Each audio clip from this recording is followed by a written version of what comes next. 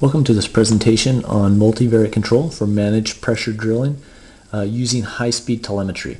I'm John Hedengren, and I just want to acknowledge the other authors, Reza, Casey, and Hector, all at BYU, and then David Pixton and Tony Pink, both with NOV. David is with NOV and Teleserve.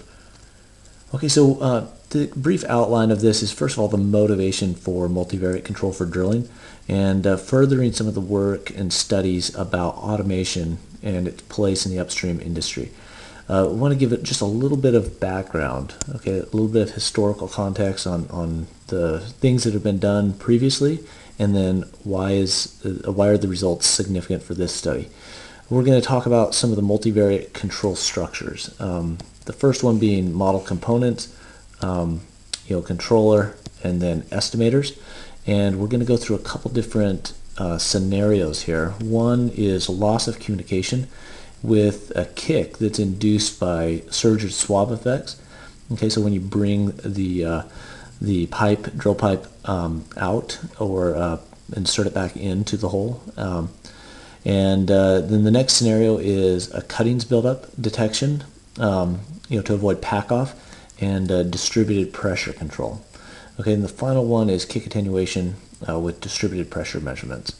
And then we'll add some final thoughts at the end. Okay, so the challenge is really that the drilling process is, doesn't operate very often at steady state. There are lots of changes as you enter new formation characteristics.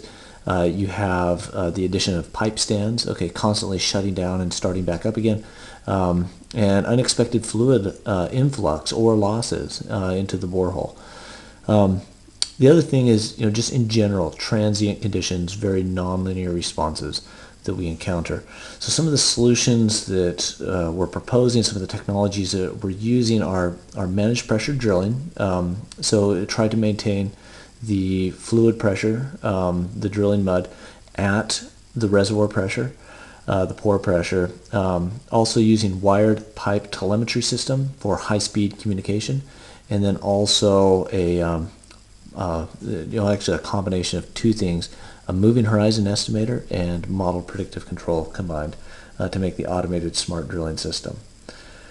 Okay, so in previous research, previous work has shown that pressure control, we can do this with model predictive controllers or other types of controllers where you can manipulate. Okay, so these are our manipulated variables, the ones that we can adjust. We have choke valve opening and pump flow rates. Okay, and the goal is to try to maintain constant pressure at the bottom hole assembly or at the choke valve. Another one application that's been worked on many times is rate of penetration control. Okay, so trying to maximize a rate of penetration while avoiding cutting loadings problem. And so the way that you have traditionally done that in the past is adjust weight on bit and also revolutions per minute of the drill string, the rotation rate, to try to maintain a rate of penetration. And also one of the other things that has frequently occurred in the past is just using, estimating downhole pressure. The thing that you want to control is really the pressure at the bit or the bottom hole assembly. But sometimes those measurements aren't available, or they're not available fast enough. And so much work has gone into trying to estimate those. So some of the disadvantages of these separate controllers is that there's an interaction between the drill string and the hydraulic parts, and often that's ignored. Also, we've noticed that there's potential for higher rate of penetration. Rate of penetration is one of the key drivers for the economics of drilling. It's very expensive to have the rigs. Average rig cost for offshore is about $850,000 a day, and for land-based is right around $200,000 a day. So if you can drill faster while completing the same well, then it's obviously going to be a very economical case. Other disadvantages, variations in rate of penetration, as you respond to kick or influx events, also delayed response to abnormal situations like gas influx, and less than perfect pressure control. Okay, so in previous work, now this one was presented at the 2004 Deepwater Drilling Conference in Galveston.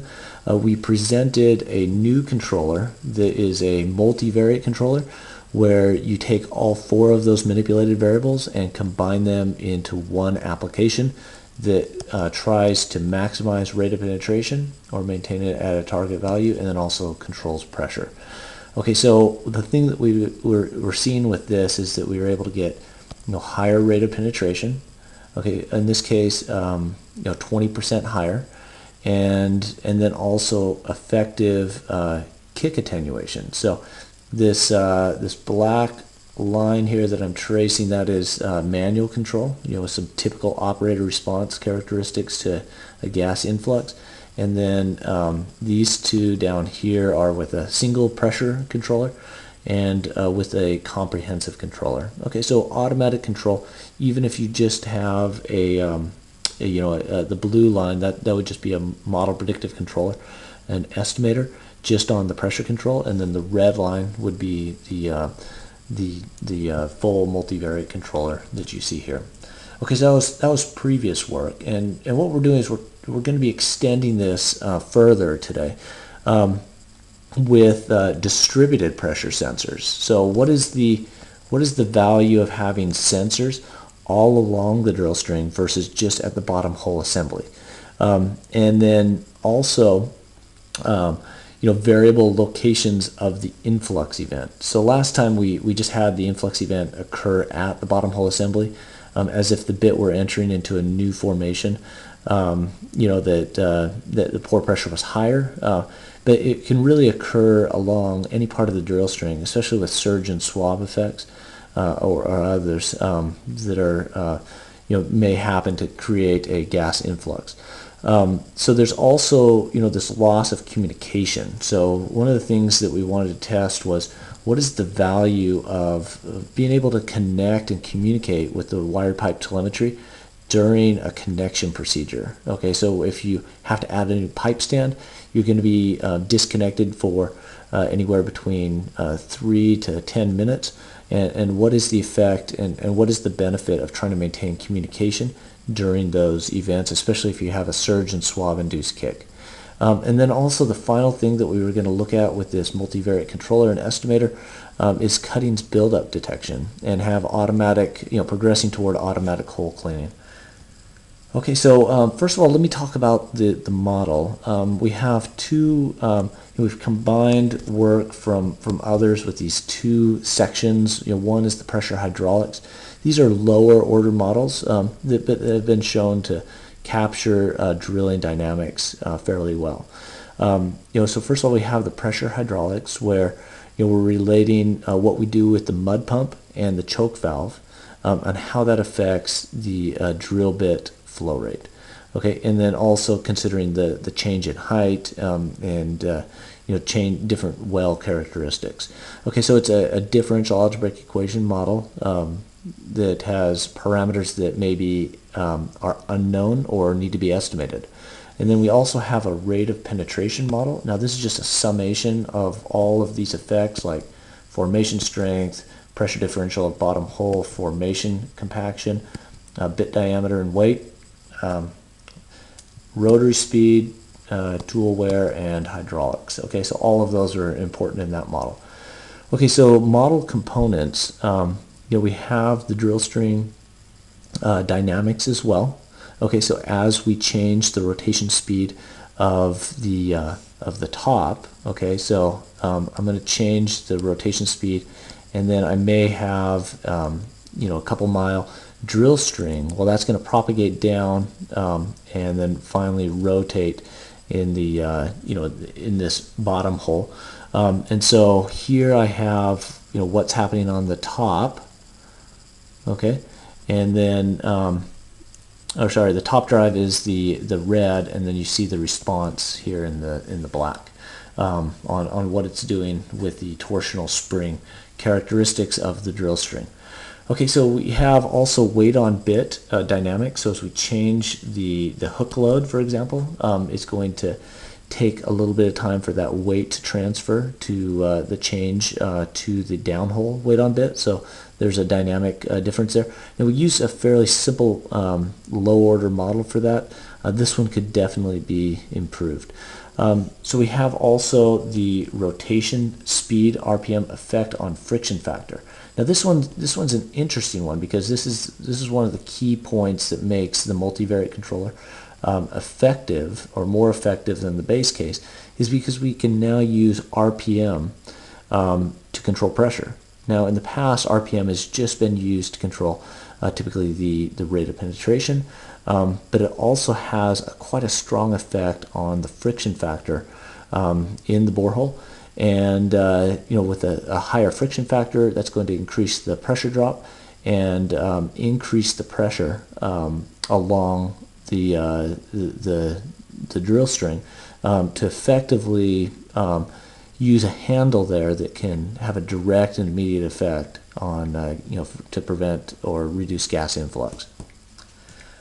Okay, so the first thing we need to do is, because we have a simplified model, we want to first of all be able to estimate unmeasured parameters. So we have the structure, but for each well it's going to be different, and we want to be able to quickly identify unknown or unmeasured parameters that we need for our model and for our optimization. So we, in this case, we just use a squared error, sum of squared errors, subject to our model equations.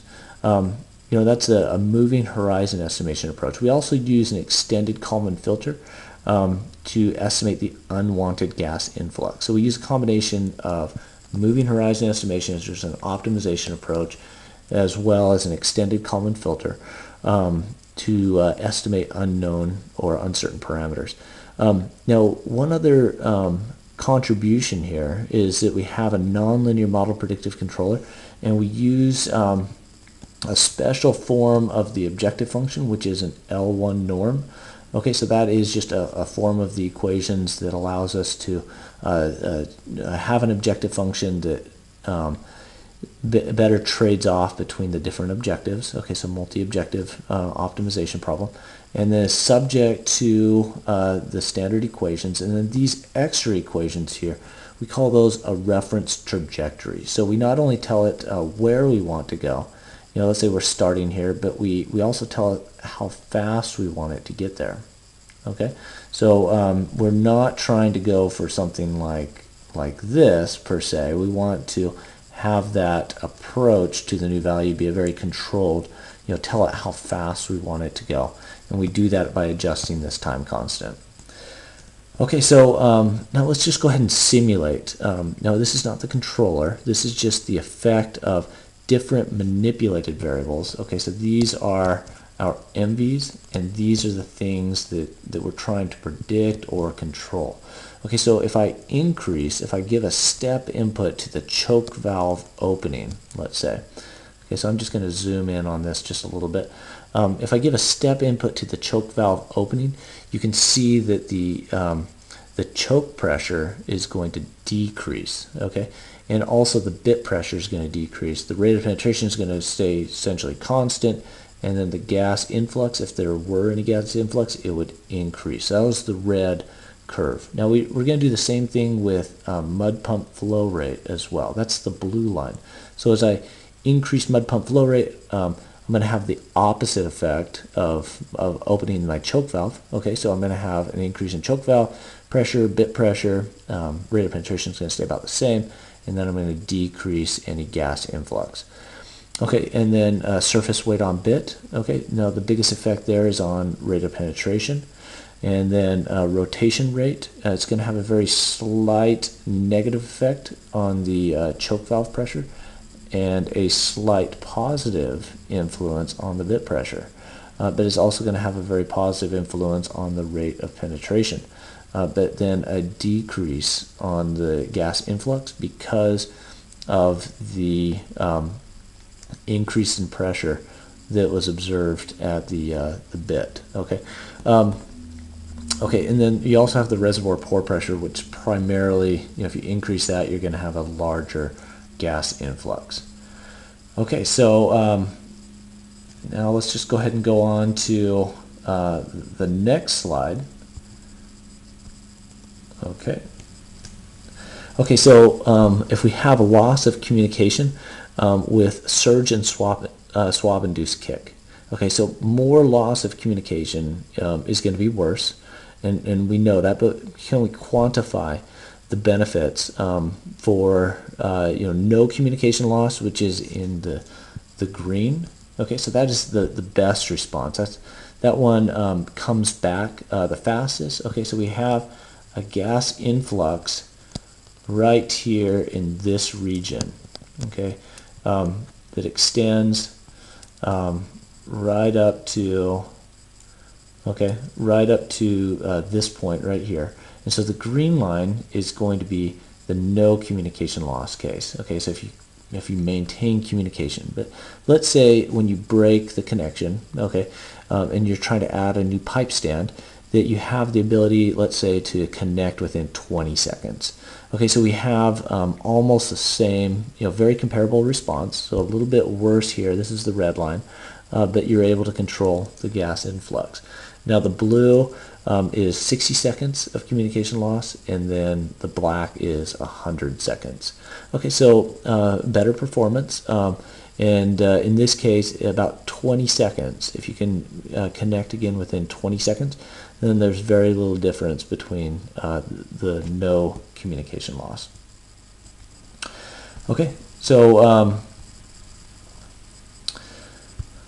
so let's look at cuttings buildup, protection and distributed pressure control. So one of the advantages of having pressure sensors along the drill string is that you can potentially detect buildup of cuttings. Now, especially in deviated wells where there's a horizontal section and that transitions into a vertical section, that there's a high potential for cuttings loading. So the cuttings from the drilling process will build up or accumulate there and start to block off it will start to block off some of the flow, make it more difficult. So to be able to determine when hole cleaning activities need to occur, then that's going to be very valuable to prevent upsets or unwanted downtime in the drilling process. So we want to be able to have early detection of cuttings buildup that can also feed into an operational strategy for hole cleaning while drilling. Okay, so in this case, we had a density increase right here at 30 seconds, and so the estimator was able to detect that. Okay, so all of the other densities were converging to this 1,400 kilograms per meter cubed, and then the other one you could see it increased to 1,600. Okay, and so it was able to detect that at that point. Okay, so at location number 5 on the drill string, it was able to detect that increase in density. Now, if you just looked at the pressures, let's say, okay, the pressures, it would be very hard, it would be very subtle to detect that. But we want to be able to put it into actionable information. That's the key here, is to take this high-speed data network and be able to turn that into actionable information that either a controller or an operator can act on. Okay, so what happened in this case is that the controller decreased the choke valve opening, and then at the same time increased the pump flow rate to be able to clean the hole. Okay. Okay, so let's go on to kick attenuation with distributed pressure measurement. We have, in this case, we have a single sensor. So if you just have a BHA, a bottom hole assembly sensor at the very bottom near the bit, versus multiple sensors along the drill string, we get better performance. We're able to limit gas influx to a lower amount, and that's because it's able to detect more quickly the gas influx and then be able to respond appropriately to the gas influx. So you're able to, with this comprehensive controller, manipulate RPM, pump flow rate, choke valve opening, and you do that simultaneously to attenuate the kick. Now, at the same time as increasing RPM, to be able to reduce this gas influx. At the same time, you're also coordinating a decrease in the weight on bit. And the reason why the controller does that is because it is wanting to maintain a constant rate of penetration. Okay, so we don't want to increase the rate of penetration and potentially have a cuttings loading issue. And so it's a multivariate controller. Okay, so conclusions, even when communication is temporarily shut off, the controller is able to attenuate the influx at constant rates without compromising ROP. Okay, so if you have a temporary cutoff in communication where you're able to quantify what is the benefit for having something that can be connected while connecting a pipe stand, for example. And then also detection of cuttings loading and adjusting the controller actions for automatic hole cleaning.